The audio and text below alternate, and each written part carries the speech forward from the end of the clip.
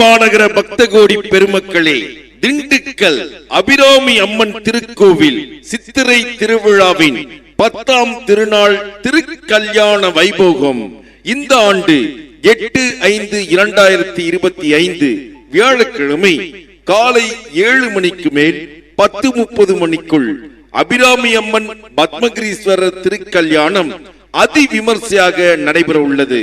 அதனைத் தொடர்ந்து பக்தகோடி பொதுமக்களுக்கு அருட்பிரசாதம் வழங்கப்படும்.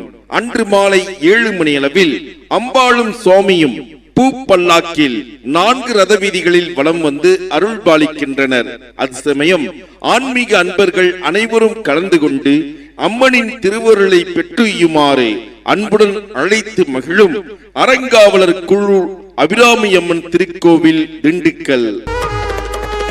அருள் தரும் அபிராமி சரணமம்மா.